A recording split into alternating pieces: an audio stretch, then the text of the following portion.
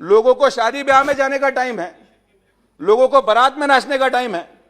Sir, Covid ने एक चीज जरूर कर दी है कि दुनिया में हर किसी को डॉक्टर बना दिया है। हम तो भाई 12वीं के बाद एमबीबीएस, एमबीबीएस के बाद एमएस जनरल सर्जरी, उसके बाद एमसीएस न्यूरो सर्जरी, 12 साल लग गए पढ़ने में। और 12 साल के बाद आज रियलाइज हो गया कि देश में हर इंसान डॉक्टर है।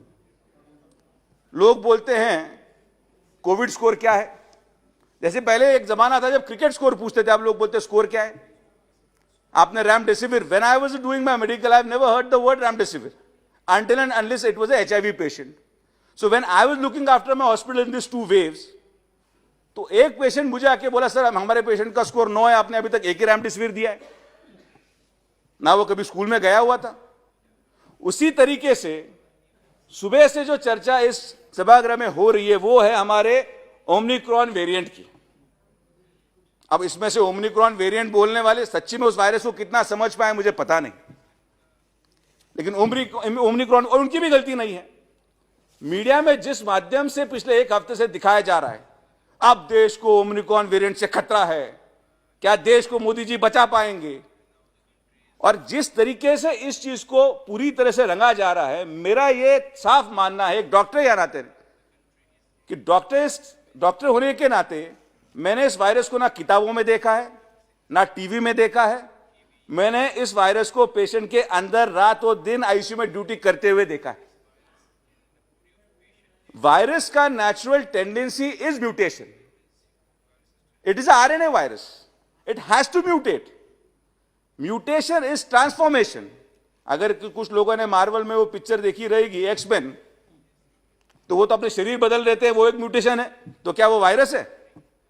म्यूटेशन इज ट्रांसफॉर्मेशन, और ये ट्रांसफॉर्मेशन ये हर साल होता रहेगा।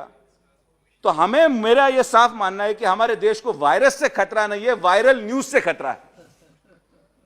वायरस से खतरा हो ना हो, लेकिन जिस तरीके से इस न्यूज को वायरल किया जाता है कि अब इतने लोग, अभी एक मेरे साथी सांसद ने कहा है कि कर्नाटक में 2 लोग पकड़े गए हैं, ओमिक्रॉन, क्या है वो ओमिक्रॉन, में तो डॉक्टर होते हुए नाम पढ़ना मुश्किल है, लेकिन 50% लोगों ने सही नाम पढ़ा है कि ये 2 लोग पकड़े गए। गवर्नमेंट उससे क्या कर रही है? अरे भाई, क्या करेगी गवर्नमेंट? WHO ने, World Health Organization Technical Advisory Group on Virus Evolution ने 26/11/2021 को इस वायरस को एक डेजिग्नेशन दिया, वेरिएंट ऑफ कंसर्न ओमिक्रॉन। और उसी स्टेटमेंट में वर्ल्ड हेल्थ ऑर्गेनाइजेशन ने कहा है कि इस वायरस के बारे में हम कुछ नहीं जानते हैं। इसकी ट्रांसमिबिलिटी कितनी है वो नहीं जानते हैं, ये कितनी डिजीज सिवियरिटी करेगा वो हम नहीं जानते हैं। लेकिन WHO से पहले ही हमारे देश में जो अभी डॉक्टर्स बने हैं इस कोविड के दौरान, उन्होंने इस वायरस का खतरा भी बोल दिया है। हमारा देश उससे तैयार भी रहना चाहिए। और इसकी एक वजह मैं बताता हूं, इसका एक बहुत बड़ा सिस्टम है। अगर आप WHO का सर्वे पढ़ेंगे सर, तो only way to fight this global pandemic is global vaccination. Global vaccination. आज की तारीख में सर सबसे कम वैक्सीनेशन अगर देखा जाए पूरे विश्व में, सो 7% वैक्सीनेशन अफ्रीकन कंट्रीज में हुआ है, ओनली 7%। अगर आप देखेंगे ये वेरिएंट कहां से आया, तो ये साउथ अफ्रीका से आया। और जब तक इस अफ्रीकन देशों को वैक्सीन दिया नहीं जाएगा, तब तक ये वायरस हर महीने नया वेरिएंट निकालता रहेगा।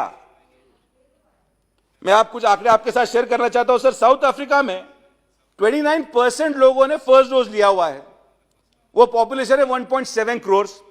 सेकेंड डोज लिया है 24% लोगों ने, वो संख्या है 1.4 करोड़। इंडिया में सर प्रधानमंत्री जी के प्रयत्न से फर्स्ट डोज 60% हुआ है, 80 करोड़ लोगों ने फर्स्ट डोज ले चुके हैं। और सेकेंड डोज हम अभी 34% पे है, वो 45 करोड़ पे हम पहुंचे हैं। इस वैक्सीनेशन से क्या हुआ है कि हम उसको मॉर्बिडिटी और मोर्टालिटी, जो उसका सीरियसनेस है उस वायरस का, वो हम कम करने में काफी यशस्वी हुए हैं। और हम लोग क्या कर रहे हैं, जो मैं कह रहा हूं, इसका एक सिंपल फॉर्मूला है सर। डॉक्टर इस नाते मैं बहुत जिम्मेदारी से कह रहा हूं, मुझे पता नहीं कितने स्पीकर्स डॉक्टर्स थे, अब डॉक्टर नाम पे आगे लगा लिया तो अलग अलग डिग्रीज भी है, कोई PhD होल्डर्स है, कोई वेटरनरी डॉक्टर है, कोई BMS है, कोई MBBS है। तो मेरे ख्याल से मैं न्यूरोसर्जन होने की वजह से तो कुछ सांसदों में सबसे बड़ी डिग्री मेरी है, इस तरीके से मैं मान के चलता हूं। तो उस बिना पे मैं कुछ रखना चाहूंगा कि less vaccination, more mutation, more fatality, more the chaos. अगर हम वैक्सीनेशन ग्लोबल तरह से बढ़ा नहीं पाएंगे, जो हमारे सांसद है जो बोल रहे हैं कि भाई प्रधानमंत्री जी ने वैक्सीन एक्सपोर्ट कर दिया, अब मुझे बताइए, प्लीज कंक्लूड। जी सर, वैक्सीन एक्सपोर्ट करने को भी इनको आक्षेप है। वैक्सीन एक्सपोर्ट कम होने की वजह से वहां से जो ओमिक्रॉन वायरस जन्मा है उसको इंडिया में भी नहीं आने देना है। तो ना आप उस दवाई को बाहर भेजना देना चाह रहे हैं, ना उस बीमारी को अंदर आने देना चाहते हैं। तो भाई आदमी करे तो कैसे करे? और यही हमारी पंतप्रधान की सबसे बड़ी उपलब्धता है कि इसमें हमने ग्लोबल वैक्सीनेशन में लीडरशिप हासिल की, और इस लीडरशिप के द्वारा, माननीय पंतप्रधान के द्वारा, इन अफ्रीकन देशों को जब तक हम मदद करते रहेंगे और जब तक उनको पूरा वैक्सीनेशन नहीं कर पाएंगे, हम इस म्यूटेशन से बाहर नहीं निकल पाएंगे। आखिरी 1 मिनट सर, मैं सुबह से बैठा था, थोड़ा बाकी लोग बीच में आ गए सर, मुझे 2 मिनट दीजिए। तो मैं आपसे यह रिक्वेस्ट करना चाहूंगा कि आपके माध्यम से, आज बहुत सारी चर्चा हुई वैक्सीनेशन पे, सर मुझे बताइए, जितने सांसद जमीन से जुड़े हुए हैं, अभी कुछ लोग तो दिल्ली में रहते हैं, बाहर निकलते ही नहीं है, लेकिन जो जमीन से जुड़े हुए हैं सर, आज वैक्सीन वैसी की वैसी पड़ी हुई है, लोग लेने नहीं जा रहे। लोगों को शादी ब्याह में जाने का टाइम है, लोगों को बारात में नाचने का टाइम है, लेकिन लोग वैक्सीन नहीं लेना चाहते। लेकिन जैसे ही मीडिया में ये ओमिक्रॉन या जो वायरस आया है, जो वेरिएंट है, वैक्सीन की लाइन लग गई। तो मैं मीडिया का भी धन्यवाद देता चाहता हूं कि जिस तरीके से न्यूज हाइप की जाती है, उसको वैक्सीनेशन को जरूर फायदा होगा। हम किसी को जबरदस्ती पकड़ के वैक्सीन नहीं दे सकते सर। ये हर पार्टी का नियम है कि हम सबको मिला के एक जॉइंट एफर्ट करना चाहिए, जिससे कि हम वैक्सीनेशन को आगे तक ले जा सके। सर आखिरी में 2-3 मांगे थी जो माननीय मंत्री जी से मैं करना चाहूंगा। सर मैं अहमदनगर से आता हूं, महाराष्ट्र से। 1 महीने पहले आपने भी न्यूज में देखा रहेगा कि आईसीयू में आग लगने की वजह से 12 लोगों की वहां जान चली गई। सबसे पहले तो मैं इस हाउस के माध्यम से उनको श्रद्धांजलि अर्पित करता हूं। लेकिन सर ये महाराष्ट्र में चल क्या रहा है? अभी तो बहुत लोगों ने महाविकास आघाड़ी के गुणगान गाए हैं, भाई सीएम साहब ने ऐसा किया है, हम लोग 3 पार्टी की सरकार है। और ये पहली बार नहीं था महोदय जो आग लगी, हर बार आग लगती है, हर महीने आग लगती है और हर महीने मौत होती है। इसकी जिम्मेदारी कौन लेगा?